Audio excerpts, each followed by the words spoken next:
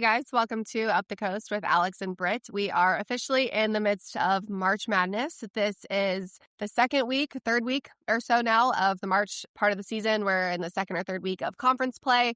Britt, things are really heating up now. Yeah, I think this is the time of year you kind of get an idea of where teams are at and which direction they're heading, if they're cooling off, if they're heating up, if they're getting right at the right time, because pre-conference, you're playing, you don't really know where anybody's at, and some big wins may not be as big as they are in a couple weeks, but I think getting into conference, couple of series under our belts, we know where the conference is headed as a whole and where these teams are as well. Yeah, it's really good stuff. I think I'm going to go on a limb, and obviously we'll talk a little bit more about it throughout this episode, but I think that this is the deepest and most talented that the ACC has been.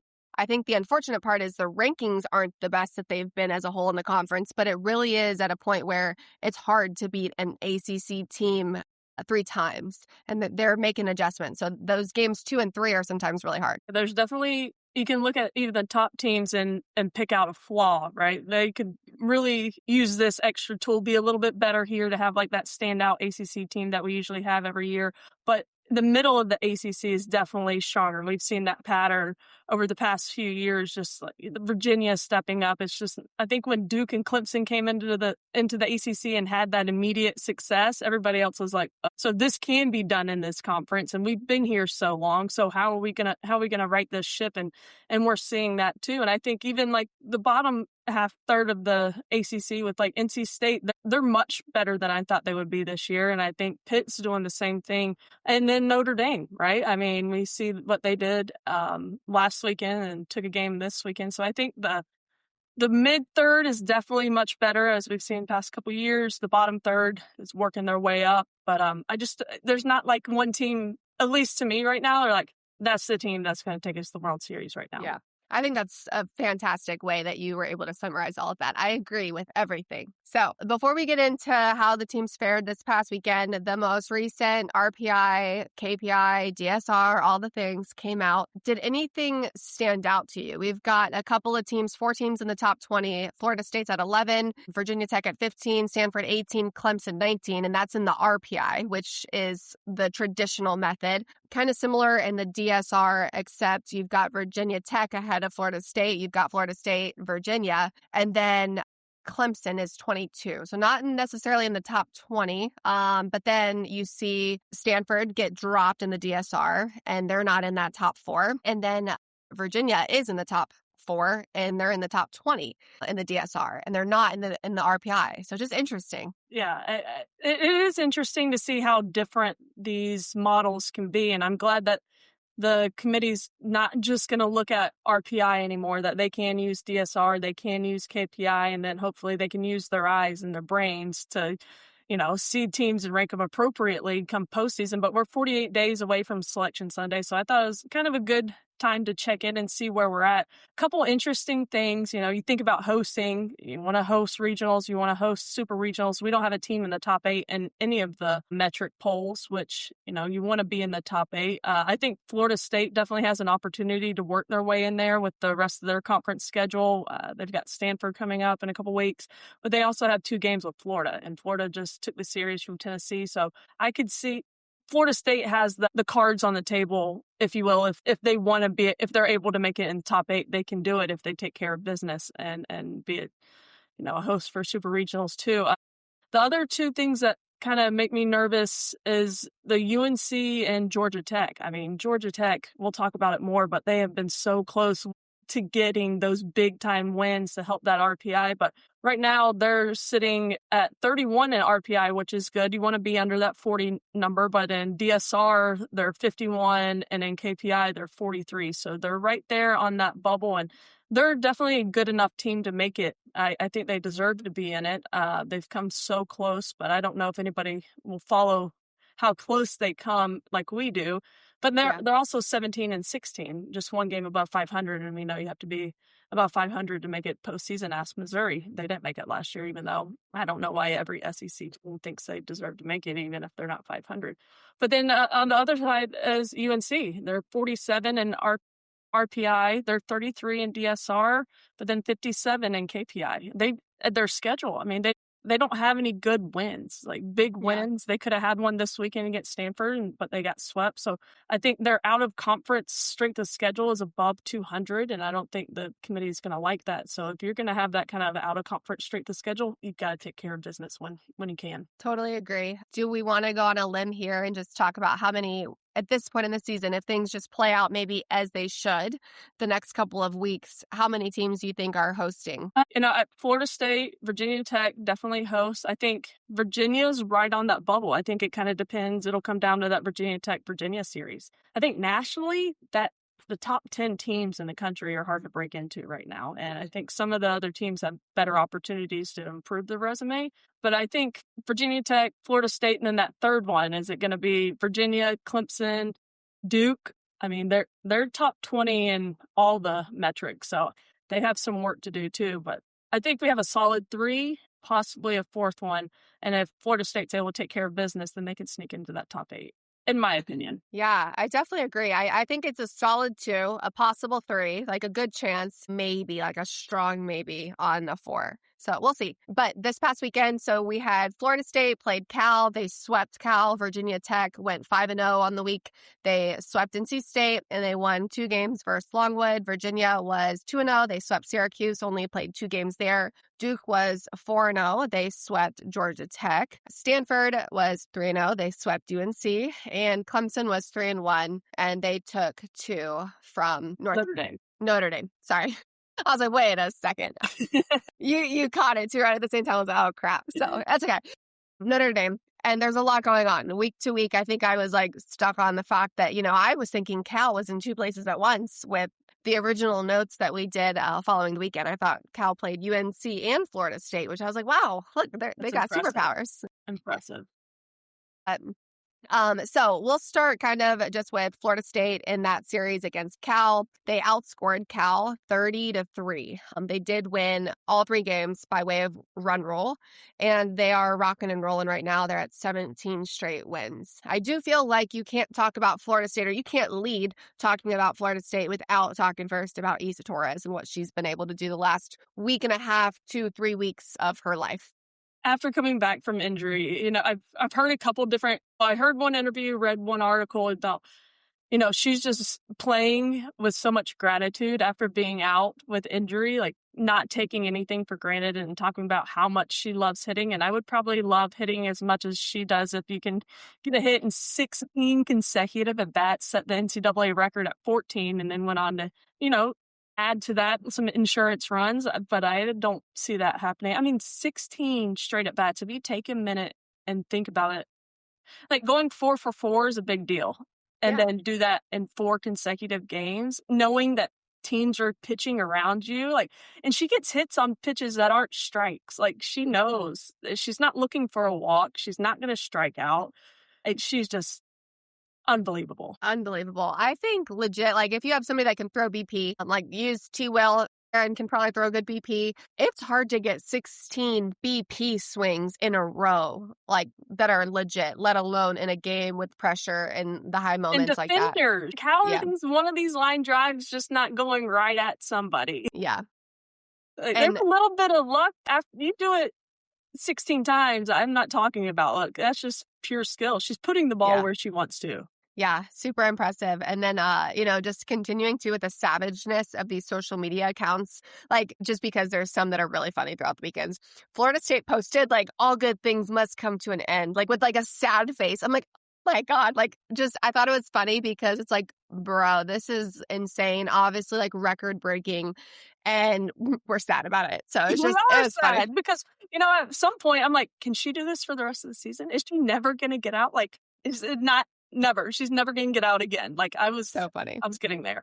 So funny. But yeah, so that was a lot of fun to watch. Like you said, 14 is what broke the record. She did it in 16. So now holds the NCAA record with 16 consecutive at-bats with a hit. She does also have 23 consecutive plate appearances, or did have, which was an FSU record, and then also put herself in 3rd all-time with 23 plate appearances where she consecutively reached base. Obviously, that's hit by pitches and walks and all the things. However, she had to get on base. She is hitting an NCAA leading 662, which is absolutely insane. And then Ever since she returned from that injury in that game against Alabama, she has been 29 for 33. So the numbers are video game numbers. I would never even dream up hitting numbers better than she's doing right now.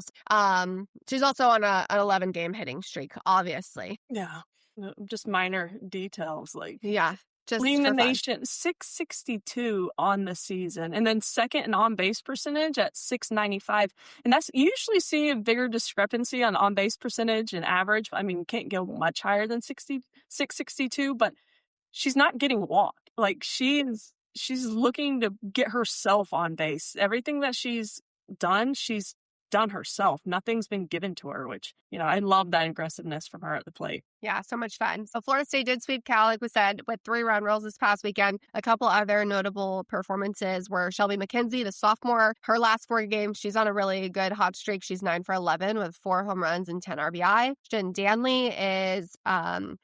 she just hit her 3rd consecutive multi-RBI game, and she has 9 RBI in her last 3 games. So I think it's good to see some of these other Florida State hitters heating up. It's not your usual suspects. Jason Beecham is still doing fantastic. She's on a 20-game hitting streak. Frantic, really good stuff from her in the circle. Bella Dimitrievich, really good stuff from her. Anything you want to add to the pitchers, Florida State offense, anything? Yeah, I think this is kind of what we've seen in the past from Florida State.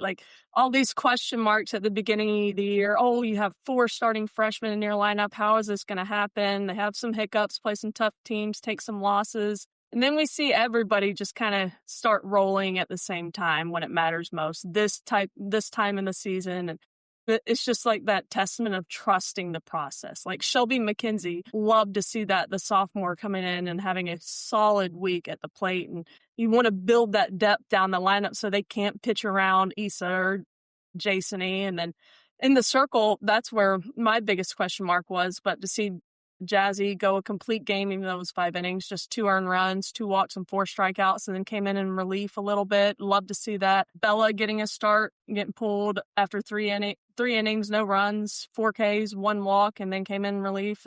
I think things are starting to take shape, and to do that for 3 games consistently it's Florida State softball. Yeah, it is. They're doing the small things well. I also think this is a very important time of the year because I think teams start out high and so excited with the start of season. And this is where the peaks and the valleys, this typically becomes a valley because it's the less sexy time. It's you're running the gauntlet at this point. People are battling nagging injuries. You're about halfway through the season. It's hard. So to stay on top of your game at this midway point is huge. And a team that right now is at the top of their game, I feel like in a lot of ways, is Duke. They're talk about doing the small things well. They are pretty elite right now. And they, let's call it what it is. They've got good talent, but they don't have the best talent. They are coming together to win some really big ball games. And this weekend, they swept Georgia Tech. And I don't think we predicted that. I'd have to go back and look at last weekend's notes. We didn't. We thought Georgia Tech was going to take 1 at least, but Duke is playing so good, so well.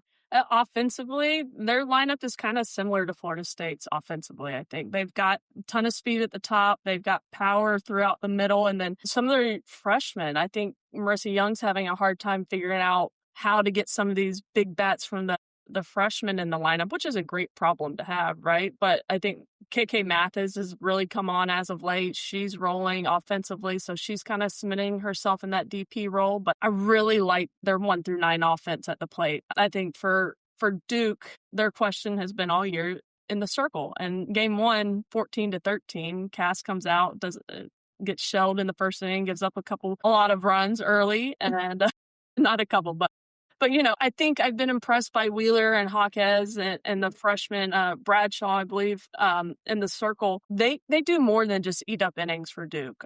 I think they're not going to have high strikeout numbers, but they have a good enough defense behind them, which gives me more confidence in what I'm seeing from Duke for sure. Yeah, I completely agree. And this was a Georgia Tech team that scored first in all 3 games. So for Duke to battle back and be able to play well when the pressure was on because they were losing and had to get those run deficits. And like you said, the game 1, it was a 14-13 score in 8 innings. Like, holy shit, dude. And then game 2 was 6-5 Duke. And then game 3 was 4-2 Duke. And again, just some really big moments. Layla Lamar swung a really good bat. She was 3 for 4 in that game 1 with all the RBIs and all the runs and everything else. Tarina Jones, Yana Jennings, Kyrie Rodriguez, all fantastic too. 2 for 5 on that first game, especially.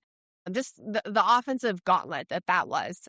Mallory Wheeler did throw well. She came in relief of Curd and she threw 7 of the 8 innings. And again, like, it's tough, but it was good. Like, it's great learning moments. Yeah, I like the fact that I can look at a Duke team, and I think other teams realize this too, that no lead's safe with them. Like, they feel like they're gonna win every game that they're in, no matter what the score is. And I feel like that, like a Florida State team. That's how I feel about a Florida State team. If you're playing against them, it doesn't matter what the score is, because Florida State thinks they're in every single game and they're gonna win every single game. And I think that's kind of where Duke is. They kind of got punched in the mouth early in the season, going from Clearwater to Mary Nutter. Like, they had the gauntlet, and they don't have the depth in the circle to play those teams doubleheader days, 5 games in a weekend. Like, they just didn't have the depth, and that showed. But now we're down to 1 game a day, and they're making things happen. I will say that Cassidy Curd came in relief in game 3, and she looked good. She looked a lot better than she did earlier in the weekend. And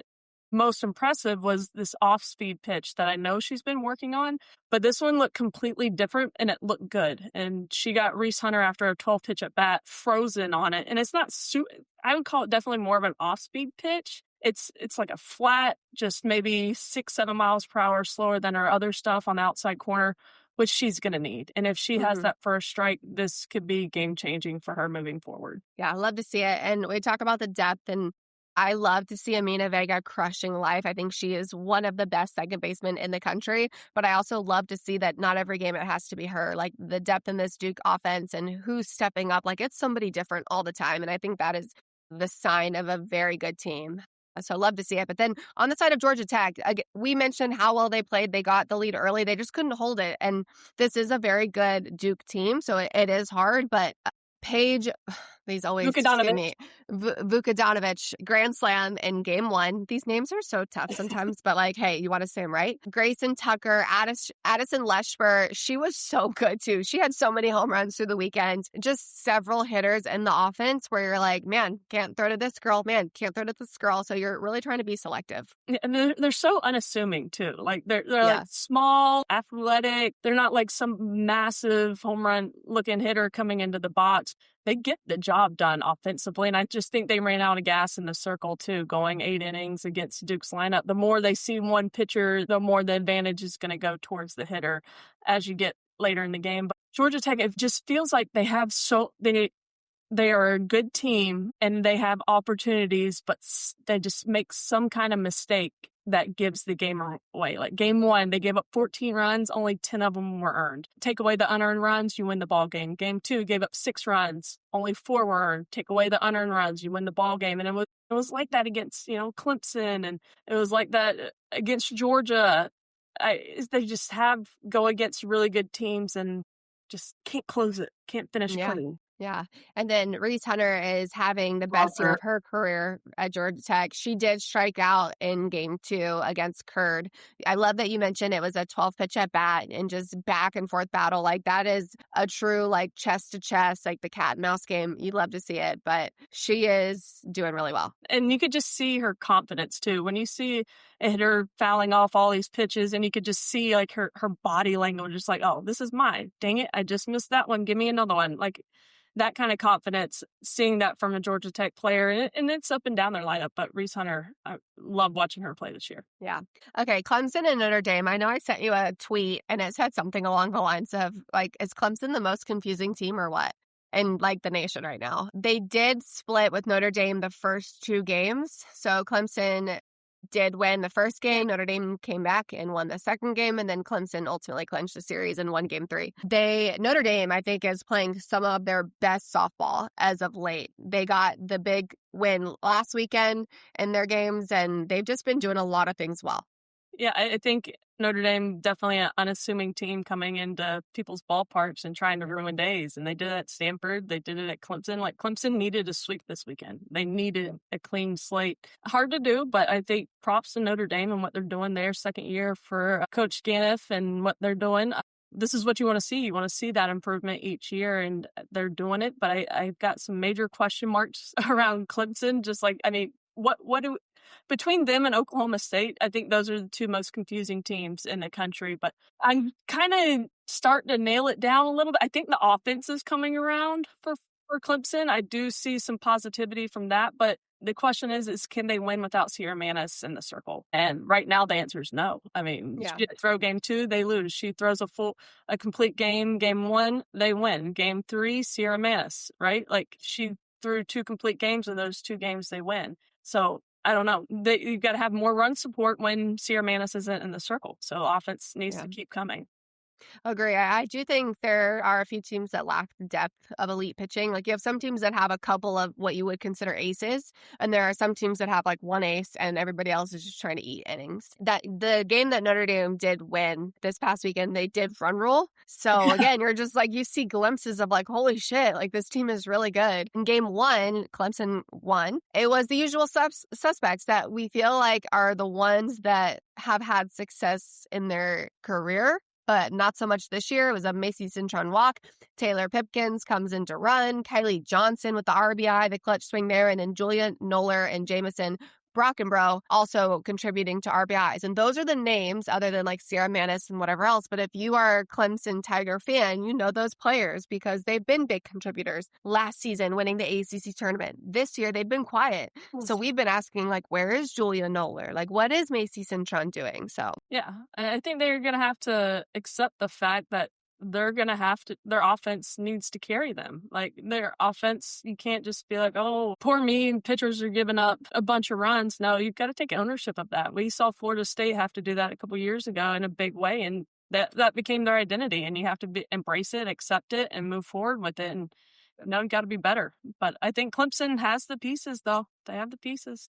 Agree. And then for Notre Dame, it was Mickey Winchell, Sydney Pollack, Ava Zachary, Olivia Levitt, and Caroline O'Brien, Christina Williamson, all huge contributors, swung a really good bat in that run rule win. Still on Clemson, Abby Dunning did get beat up a little bit in game 2. Did you have any specific thoughts on that outing? I'm still a little concerned about her health-wise, right? Not that she's hurt right now, but she hasn't gotten consistent innings. I mean, she didn't play last year because of injury and then got hurt a couple weeks back, came back, I think, 2 weeks ago, but just hasn't had that consistency in the circle, to come out and make a statement in that first inning. So hopefully with some more innings under her belt, they've got a big game against South Carolina this week. And if we remember last year, that was the game that's flipped the switch for Clemson, is when they went to South Carolina and beat them in their place. So maybe it'll be the same turning point for them this year where pitching starts to click, hitting starts to click, the big names we know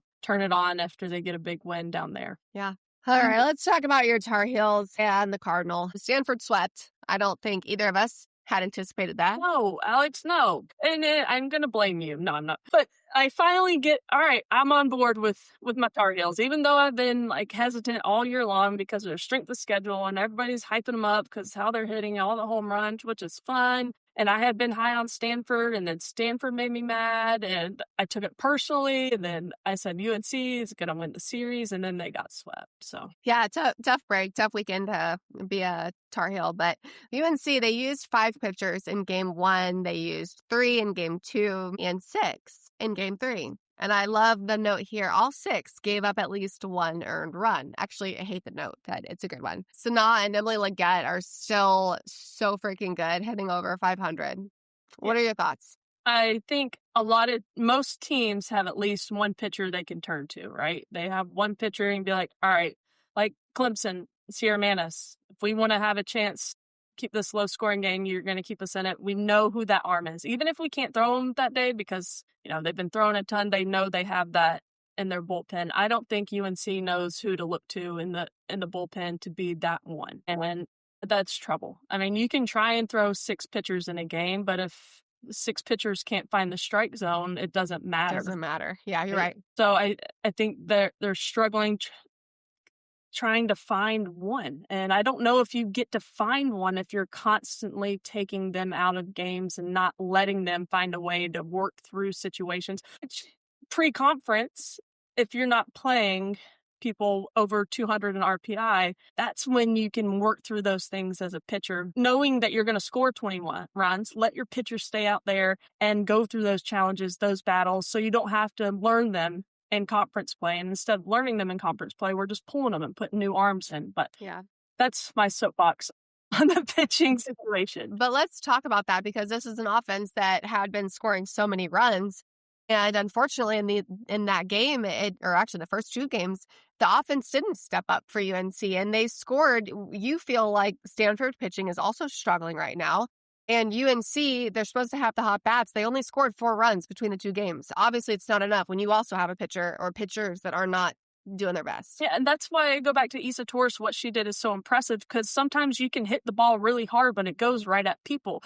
You can't expect your offense to put up those kind of numbers every single game, because this game's hard and there's 8 other defenders in front of you trying to catch the ball and get you out. So, your offense is going to cool down sometimes, and you have to be able to keep yourself in ball games on the other side. And I'm not worried about Carolina's offense. It's there, but it's not going to be there 10 runs every single game. All the time. Yeah, absolutely. It's not realistic, like you said. Let's talk about Stanford and their substitutions.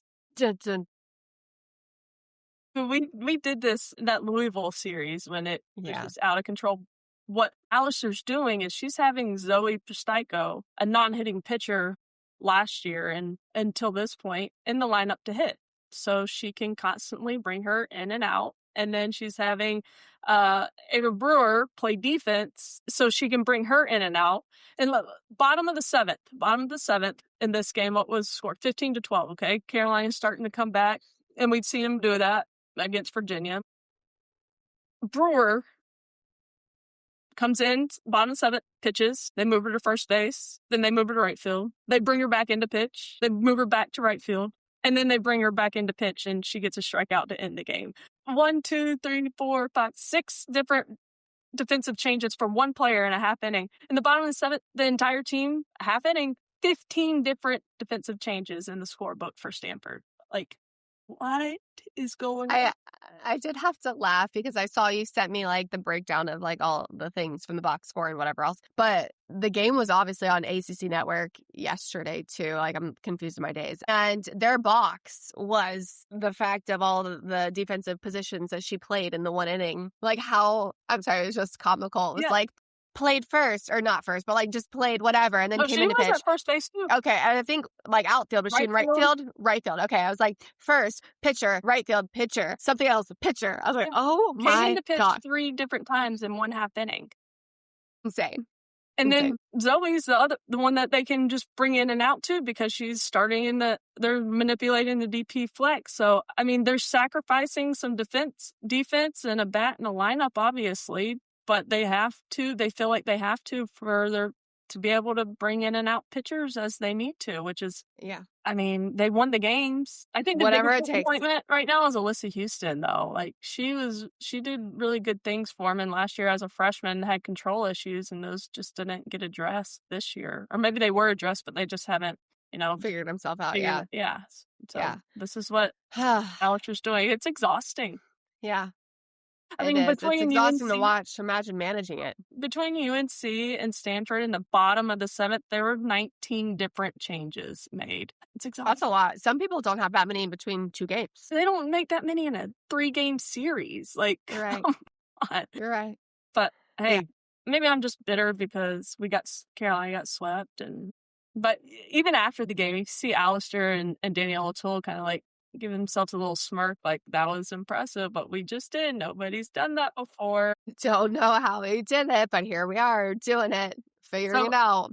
Stanford's working really hard for their wins, but they got that was a big series for Stanford. They needed that for sure after losing Notre Dame last week, and they've got ECU midweek. ECU a couple weeks ago beat Duke and then took the series at FAU, so that's not going to be a walk in the park. But then they have Duke too, so this could be a really good stretch for Stanford. Yeah. Let's talk about the Hokies and NC State, the Wolfpack. Virginia Tech played their first home games this past weekend, which, like, finally, it's just crazy how, obviously the Really? cold weather. I Yeah. didn't even know that. Wow. Well, let's confirm, but they won their first home game. So maybe they played at home and didn't win in the past, but I'm like reading all the notes and stuff, and you know what? I probably should have triple checked. I'm sure. Shit. I'm sure it is. Stop. No, I think that's awesome. Yeah. That's crazy, though. Yeah, it is crazy. We'll see if it's accurate. Don't tell me. Jordan Lynch and Kylie Aldridge, they're swinging hot bats. They combined for 8 RBIs in Game 2. Really good stuff. Rachel Castine was 3 for 3 in Game 2. She had 2 home runs. And there are 4 hitters that are always probably like the go-tos, the people that in the scouting reports you're circling: Michelle Chatfield, Zoe Yeager, Jaegerbomb. Yeager, Nora Abramovich, and Rachel Castine were responsible for all of the RBIs in that second game, which was, I believe, 10 of them, if I remember off the top of my head. Game 3, Chatfield had the walk-off single to win it, which that game was so much closer than the others. They showed that they could manufacture runs in a lot of different ways. Yeah, they used to long ball first 2 games, long ball, big hits, power. Powers them through the Wolfpack, and then NC State puts up a really good fight in Game 3. And when they needed to manufacture runs, they started off leadoff single, sack bunt by Rose to get her over, ground ball, situational hitting to the right side, moves the runner to the third, and then just a little single by Chatfield to walk it off. So I like that. I like seeing, you have to change up your style of play a little bit there. Sure, we'd love a one big swing to get this over with, but if we need to bunt runners over, we need to move them hitting situationally, showing some good softball IQ, because when you play teams in postseason, you can't expect these good pitchers to give up bombs up and down the lineup. So good job. I like seeing that from them. I think Emma Mazzarone did great in the circle. Mm-hmm. I think that's a good turnaround. I think after Game 2 and 3, she looked really good last weekend against Duke, but she went 11 innings, just 5 hits and 3 walks. Sophie Kleiman got hit and roughed up a little bit in Game 2. Didn't record an out after getting the start, but then Bree Carrico came in, and again, she's one of my best surprises of the season, what she can do in the circle. So Virginia Tech looks good. I agree. And we did confirm that it is their first home games this past weekend. Great. They played in a lot of tournaments. Yeah. Was one of the other things. It's end of March and not playing at home. That's crazy. It's freaking cold there. Yeah. I've been like miserable when I played there before, because it's like early in the season. It sucks. It's cold. It's windy. The wind gusts are insane. Yeah, it's pretty damn cold. Good on them for being road dogs with that schedule. Yeah, seriously. Their record. The first 30 games or so. Like, are you kidding me? We can see that. Like I'm used to like Big Ten schools having to do that. Yeah, Michigan, Ohio, right? Like, no thanks. Okay, special shout outs. Obviously, mentioned Isa Torres and what she was able to do last week. NCAA records, Florida State program records. Insane. P. Demore got his 300th win at Virginia Tech. Very cool. Yeah, good for him. I think he's just looking to get over that hump to Oklahoma City, celebrate those wins. But nice work, Jane. We would love for him to get over that hump, too, so that we can go and cover them in Oklahoma City. Also, it was Florida State's Paint It Pink weekend, which I think just resonates a little bit closer to home for a lot of people with Lonnie and her breast cancer diagnosis last year. So just wanted to give a special shout out to the Paint It Pink and everybody that is a supporter or, victim of breast cancer and everything that they go through. So, all right, standout performances. You want to go first? I'll let you have your girl, but I would go with Sierra Manis. I think what she's doing at Clemson, she transferred in this year after being at Upstate, and she was a workhorse at Upstate last year, got them into the regionals and whatnot, but I'm not sure she expected to have that same kind of workload and that pressure put on her shoulders for a team that was one inning away from going to the World Series last year. But she stepped up big time for them. She went 14 innings, 2 complete games, just 1 earned run in those games. So I think not only her performance this weekend was a standout, but how she's stepped into this role at Clemson and just embraced it. And without Sierra Manis, Clemson would be a completely different story right now. Yeah, love that. I think it's so true. I'm going to go Isa Torres for all the reasons we've already discussed. I need say no more. National storylines. Okay. Yeah. So I ask you this because Okay. you called the series, the UCF Texas Tech series this weekend. Is Texas Tech beatable or just beatable in game one? And let me preface this because we saw them last weekend get run rolled by Arizona in game one and then came back games 2 and 3 and run roll Arizona handedly. And then this past weekend, UCF was so dang close to taking that first game. Do you think it's just a game one thing, or is Texas Tech vulnerable to be beaten in any game in a 3-game series? I think Texas Tech can be beaten in any game in a 3-game series. I do think they've obviously got a better chance of winning with Nyjah in the circle, period. She's got a good changeup, good off speed. So like mixing in her hard stuff with something off speed is tough. I do think I was very impressed with Caitlin Terry, but I just think I'm more impressed with her as an overall athlete. I think she is such a great two-way player. I was looking at some of her numbers for the month of March. She's hitting over 600. So I think that is what surprised me the most, and just like, holy cow. But I think they're beatable. I think there were very controllable things on the field that happened and that UCF, sometimes capitalized on. But I think like a top 5, a top 10 team capitalizes on those, and Texas Tech can't recover. And again, very controllable, like just not communicating pre-pitch on plays and, pop flies that are kind of falling in between players, like things like that probably shouldn't be happening when you're the number 3 team in the country. Of course, they're kids and everybody's human, but you got to take care of the smaller stuff.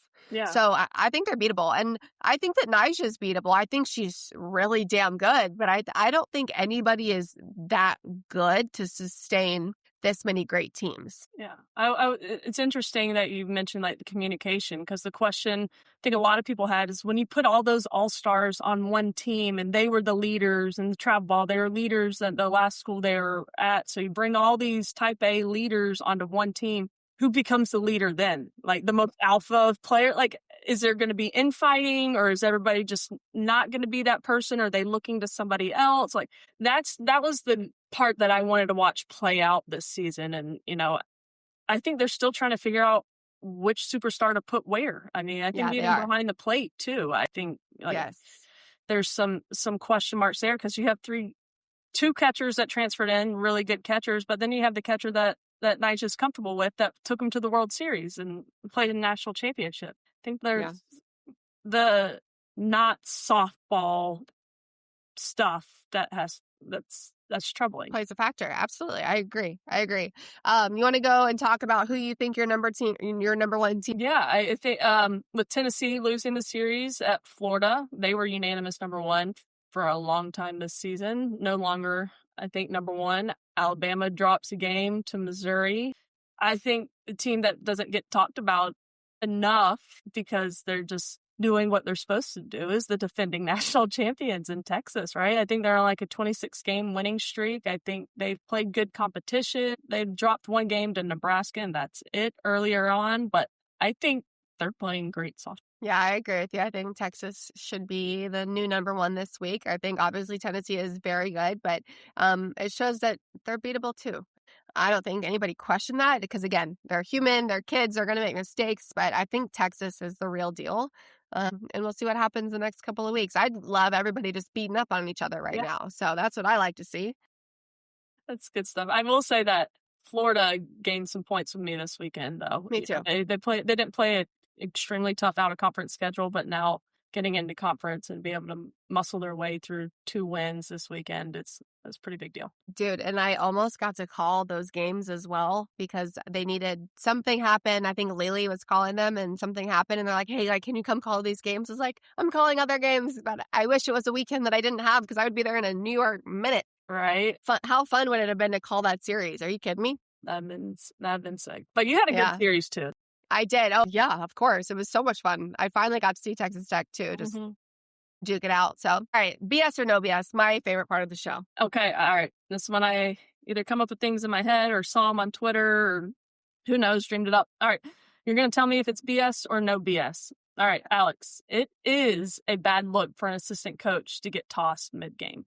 BS or no BS? I'm going to say BS because I don't think it's a bad look for an assistant coach to get tossed. I actually think I would rather my assistant get tossed than me get tossed. And I think that I'm here for it. Like, I'm always here for a coach getting tossed when it is them fighting for the players and just for like getting the call right. I actually was calling a game this weekend and the assistant coach got tossed. I was going to say, I didn't know if you knew that or not. Yeah, that's kind of what sport does. And we saw LSU's assistant coach get tossed this weekend at South Carolina. Yeah. And, I think the reality is it was a buildup of a lot of things. It wasn't one play. It was like a culmination of things that had just been escalating. It was like, I'm sorry, but bullshit strike zones. It was fair foul calls that like they were calling them foul, but they were actually fair. So you couldn't go back and like look at it to see if it was the wrong call, because if it is fair, then you can take it, like change it to foul, but you can't like put people on base. So I always think when in doubt, err on the side of caution and just call it fair and then take everybody back if you have to. So it was a buildup, and, I think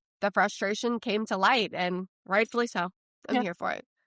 We may see more of this because with the new rule this year, assistant coaches can't argue. They can't come out of the dugout. They can't argue. They don't have to get a warning anymore, and they're just, you gone. Yeah. New rule. So. And it was actually like also, he wasn't out of the dugout or anything. He was just chirping from in the dugout, and the umpire was basically like, you're gone. Yeah. So. Like they only want to hear from the head coach or a designated appointee or however it's written. So we may see. Then get the call right. Yeah. All right. BS, no BS. The strike zone is the strike zone and nothing needs to be addressed. I say BS. I think the strike zone is shit right now. It's hard for me to say this because I don't know that I can really say that it is that big or that small all the time. I think that it's just bad. I think that it's inconsistent. I think that some games I'm like, holy shit, no wonder there's so many walks, because the zone is this big and there's either walks or pitches are just getting piped. Or sometimes I think it's so big and I'm like yesterday, I think I texted you. I was like, was this a strike or am I just being like super overly critical? Like, I just think it's really bad. I think there's bad umpiring right now across the board. Yeah, my opinion is I think the strike zone is being called way too tight. And you think about it, a softball, I had to make sure these numbers are right, or is almost 4 inches wide, right? Okay. The home plate is 17 inches. So you have 4-inch ball, rounding up, and a 4-inch ball. Roughly, the strike zone is 2 feet wide. 2 feet wide is the strike zone, because if any part of that ball touches the plate, it's a strike. 2 feet's a lot, and we're not getting 2 feet in or out at all. And if we do, then people are complaining about it, but the strike zone is way too small. We're seeing way too many home runs. We're seeing way too many walks. And I don't think that these pitchers are that bad that they can't throw a strike. And then the height, like it's the way it's written right now, and I'm going to read it verbatim, is that the top of the ball at the bottom of the sternum is a strike when you're in your stance, right? We're not seeing letters be called a strike. We're not. Yeah. And the bottom of the zone is top of the ball, the top of the knee. We're not. Rarely are we getting that. And if anything, we can change. I think we should expand the strike zone vertically, like they do in AUSL. It should be the bottom of the ball, top of the sternum. It should be top of the ball, bottom of the knee. I think hitters are good enough to hit those pitches. They're not egregious, but we can't even call the full strike zone right now. And I think it's a disservice. And I think if we start calling the full strike zone, people are going to be pissed because they haven't seen it called before. And I don't care. Get mad. But I agree. This is for the sport. I agree with you. Anyway, okay. Umpires, I know your job's really hard. I know it's really hard, but let's call the whole zone, almost 2 feet. Anyway, all right. BS or no BS? The transfer portal window opening after the Women's College World Series was a good move. So you're saying the old one? Saying the current one?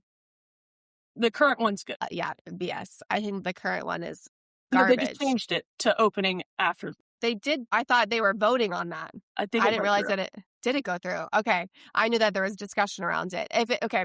I like the new one. Yes. Whatever the answer is, I like the new one. And I think it was absolutely insane that players were able to still be on their respective teams in postseason, knowing they were going to go into the transfer portal, and having it like immediately after was, I don't know. I didn't like it. I think it didn't sit well when players should be playing their best, most intense softball.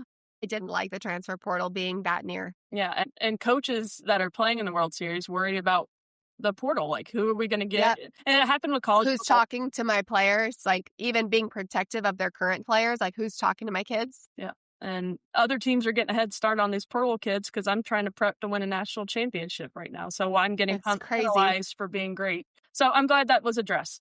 So yeah, me too. I like the rule change with that. All right, here's our pick on what to watch next week and how we think it's going to go. We did not do too hot last week, maybe, but we will try to be better this week, right?